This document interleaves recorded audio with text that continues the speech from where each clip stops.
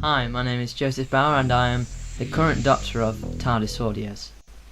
And this is my top 10 countdown of Doctor Who episodes.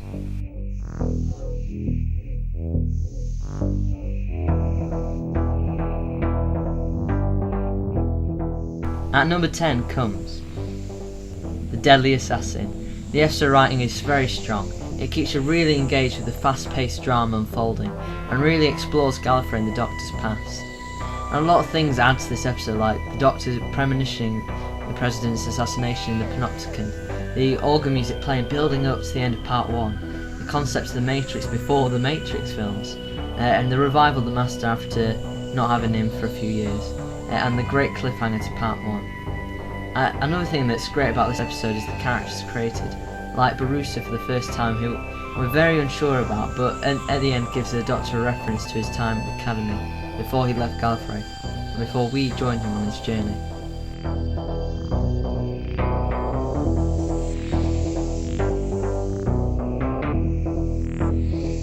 At number 9, The Ambassador of Death with John Pertwee as the Doctor. This is a great 7-part epic. Just like Deadly Assassin was very tense and very engaging, but even more so, and more great cliffhangers. They just really kind of keep you gripped to the next episode. And like they have kind of like, you can kind of see the sweats, it just makes you more tense and they're kind of waiting for things to happen, but you're kind of just very focused on what's happening.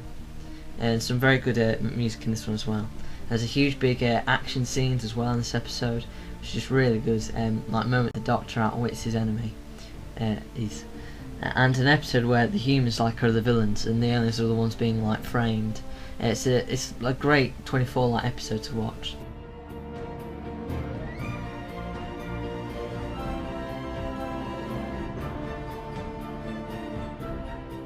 At number 8, The Earth Shock with Peter Davison as the Doctor.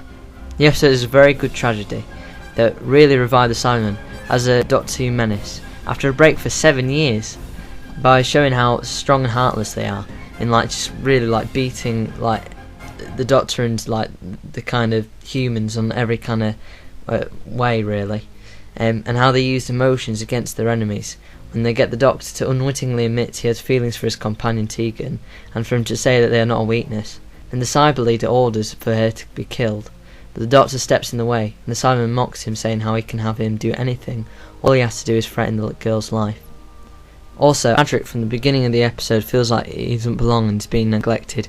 Throughout the story the Doctor tries to include him more, but in the end it's like a circular ending, because by the end he ends up suffering from being neglected by the Doctor, by being put like below the other companions almost. Although the Doctor does try and save him, but it ends up costing him his life, and is the last companion to tragically die.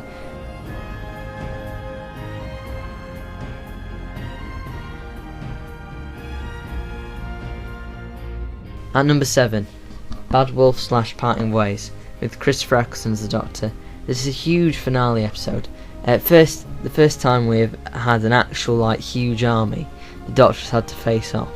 As they slowly get nearer and nearer to them, they also have to like play these deathly sick games in Bad Wolf, which plays on people's fears of like what kind of things might happen, like, you know, if games might go too far.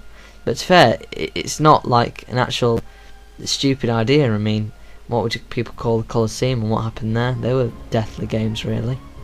And there's a great dramatic conclusion as we see that Rose has changed this War Doctor from the beginning of the series, who can't wipe out planets anymore. And Rose becomes like this goddess figure, and we find out that the reason these words have been following them is because of Rose, not the Daleks. Well, kind of, but anyway. And she smites this kind of wannabe god's Dalek Emperor. And it's a really well directed piece, and my favourite actual like regeneration transformation is in it. The way the 9th Doctor moulds into the 10th Doctor, I just think that's just kind of great to watch.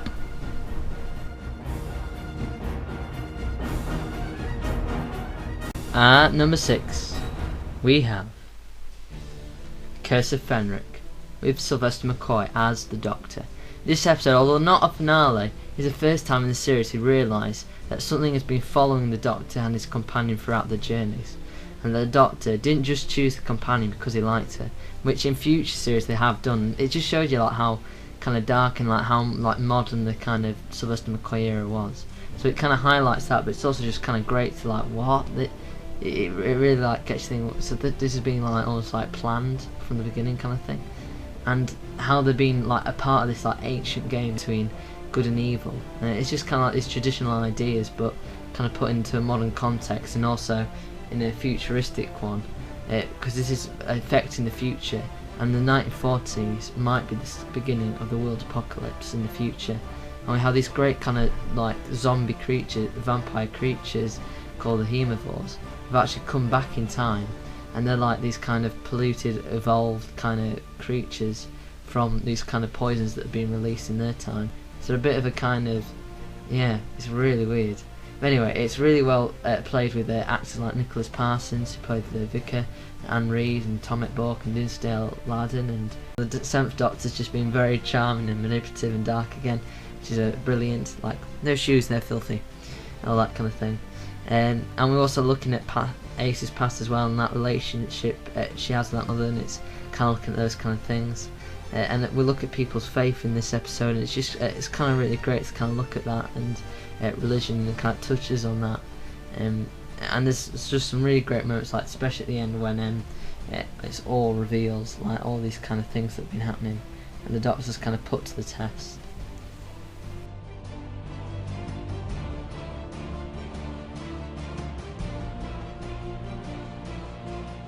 At number 5 we have Remembrance of the Daleks, which is another Sylvester McCoy episode, and this is my favourite proper Dalek episode.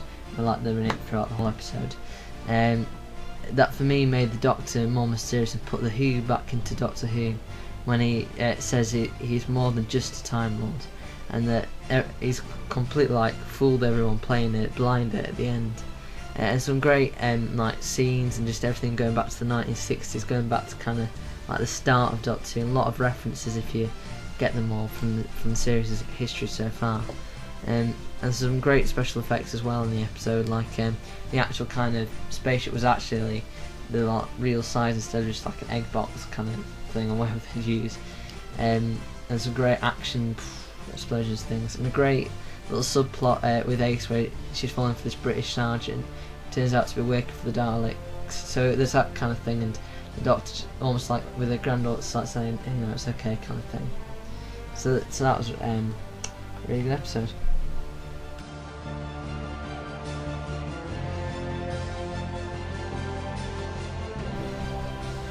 At number 4 we have Caves of Androzani with Peter Davison as the Doctor. Its action and sheer intensity keeps you fully gripped as the Doctor endures all this suffering to save his companion's life, which he feels was his fault from his curiosity. There's always let this Doctor down, so really it kind of summarises this Doctor's era, and just kind of is like things let him down, this kind of weakness, which has let down other Doctors, but specifically this one, where he gets caught and blamed, and like the Adric says in Earthshock. But at the same time, the Doctor does try to be funny when he can, and tries not to show fear in the face of danger with his enemies. What is so dramatic about this episode, and what adds to it, makes it so great, is that the Doctor and the companion aren't trying to save the people from this war, and they can't really control it, and it just unfolds around them, and now it affects them actually, not really the other way around, and they just kind of lose control of it, like I said. And we have this great character, Sharish Jack, who is this multi-personality crazy character who's on the search for beauty and revenge, like this kind of Beauty and the Beast idea, and like I think some ideas came from Phantom of Opera when Robert Holmes was writing this, and he just kind of hates his like own ugliness because of what happened to him and the man who did it to him, and how he's just kind of bent on that, how he even knows he's crazy, and he comes that line, "Do you think I'm mad?"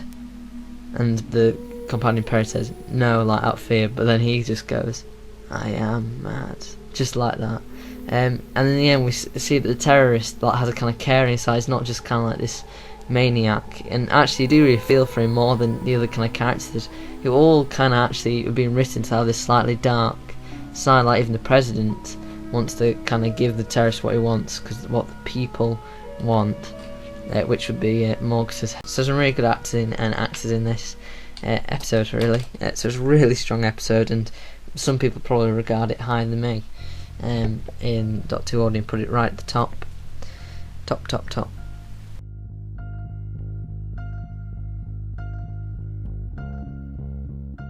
At number 3, the one I've put above Kaiser Androzani is Bassfield. No, not the song.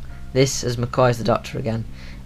Now, what I really like about this episode is that it's one that like mixes the scientific world with myths and magic, which happens a lot in the Sylvester McCoy era.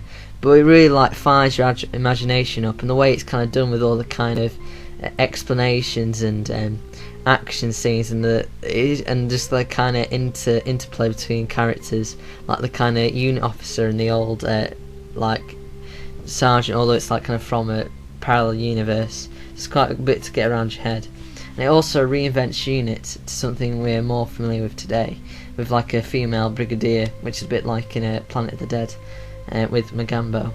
And some great action scenes and special effects, like there's the Destroyer, who has this great kind of appearance. It's really threatening, isn't it, and really scary, I find. It's a great kind of colour, and I think the villains are very good in this episode as well, like Morgaine, just very menacing, and some really good actors, like you've got Nicholas Courtney back as the old Brigadier, but retired, but he's there again, and it's great. That's his actual last appearance in Doctor Who. And then you got, who else? You have the woman, I don't know her name, but back from Earthshock, she's in it, she's really good. Guy Peter, I've forgotten his surname, but he's really good in it. And G. Marsh, who used to be in some episodes with the first Doctor, who plays Morgaine, she's a very strong actress. And very emotional in some scenes, which is really good.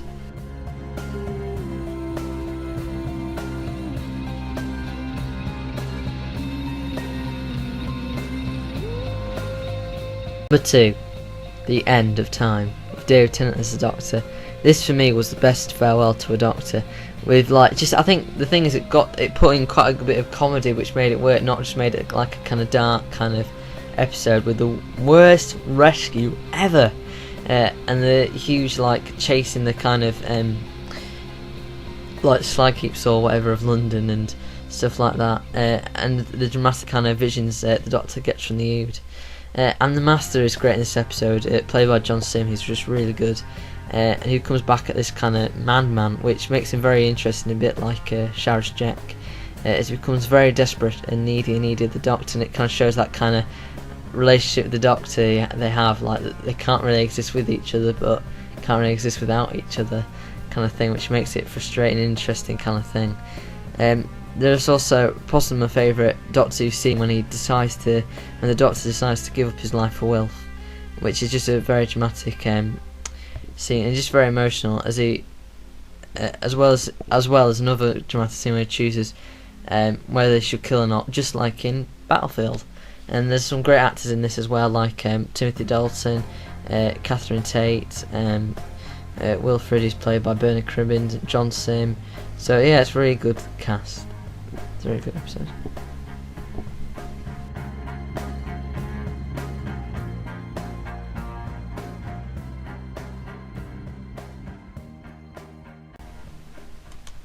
At number 1, the one we were waiting for. Probably fed up with listening to me speaking, that's probably why.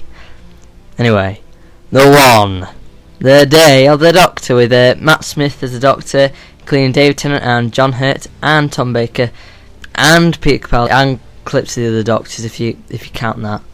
So pretty much like every Doctor.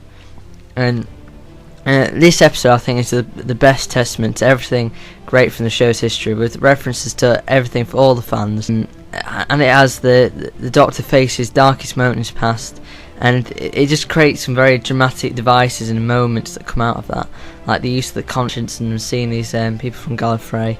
And there's also some very funny moments, like with the unit and Queen Elizabeth in the past, and like seeing that kind of thing. And it just has everything in it from Doctor Who, got everything. And possibly my favourite scene with Tom Baker at the end, with no. You see, it's all one title. Gallifrey Falls No More. And I just think that's just such a great moment, and it's an uplifting thing, really. I just think seeing that, and I think it just almost shows like Tom Baker's approval of Matt Smith's Doctor in a way. So in some ways it should come early, because then to have his approval earlier. But anyway, but no, very very good Very good episode. Yeah. So that's it. That's my top 10. So please subscribe, comment, and like TARDIS Audios, and just say what you think's your top 10, or if you disagree or agree with anything I've said. Okay. Bye. Bye.